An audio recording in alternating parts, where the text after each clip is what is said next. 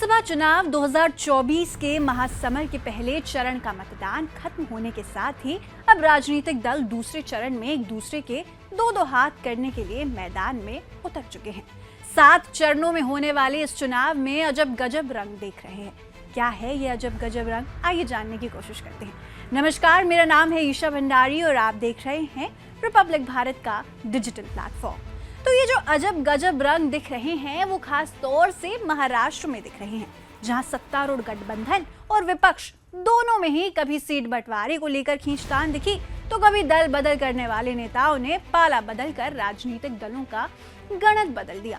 उम्मीदवारों के नामांकन दाखिल करने का अंदाज भी लोगों में चर्चा का विषय बना हुआ है। जैसे महाराष्ट्र के माड़ा लोकसभा सीट से निर्दलीय उम्मीदवार राम गायकवाड़ ने यमराज की पोशाक में भैंस पर बैठकर नामांकन दाखिल किया और खूब सुर्खियां भी बटोरी। हालांकि चुनावी सरगर्मी के बीच माड़ा सीट पर इन दोनों राजनीति जोरों पर दिख रही है और कारण है भारतीय जनता पार्टी और शरद पवार वाले राष्ट्रवादी कांग्रेस पार्टी के बीच होने वाला मुकाबला, जहां इस सीट से बीजेपी के सांसद रणजीत सिंह नाइक निंबालकर एक बार फिर से मैदान में हैं और मोदी सरकार के कार्यकाल और अपने विकास कार्यों के दम पर दोबारा चुनाव जीतने का भरोसा जता रहे हैं।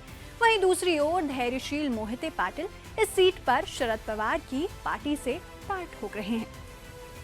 आपको बता दें कि धैर्यशील मोहिते पाटिल महज कुछ ही दिनों पहले बीजेपी का दामन छोड़कर शरद पवार की पार्टी में शामिल हुए थे और पार्टी ने भी उन्हें माड़ा लोकसभा सीट से उम्मीदवार घोषित करने में जरा भी देर नहीं की।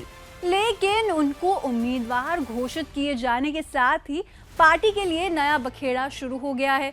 दरअसल विरोधी पार्टियां उनके खिलाफ पुलिस में दर्ज आपराधिक मामलों को लेकर हमला बोलने लगी है। मोहिते पर 30 से भी अधिक आपराधिक मामले हैं, जिनमें गुंडागर्दी के साथ ही महामारी के दौरान सार्वजनिक जीवन को खतरे में डालने का भी आरोप लगा हुआ है।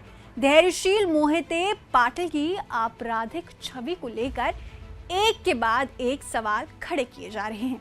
खुद पाटिल ने अपने चुनाव मतपत्र में उल्लेख किया है कि उनके खिलाफ महाराष्ट्र के अखलूज पुलिस स्टेशन में 30 से अधिक आपराधिक मामले दर्ज किए गए हैं।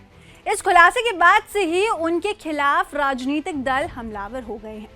इस विवाद के बीच धैर्यशील मोहिते पाटिल का बीजेपी के रणजीत सिंह नाइक निंबालकर के साथ मुकाबला काफी दिलचस्प हो गया है। बात अगर निंबालकर की करें तो इससे पहले 2019 के लोकसभा चुनाव में रणजीत सिंह नाइक निंबालकर को माड़ा की जनता का भरोसा मिला था और उन्होंने जीत दर्ज की थी। अब देखने वाली बात यह है कि इस बार इस सीट से कौन बाजी मारता है। धन्यवाद। आज की वीडियो में बस इतना ही। ऐसी ही खबरों के लिए बने रहिएगा रिपब्लिक भारत के डिजिटल प्लेटफॉर्म के साथ।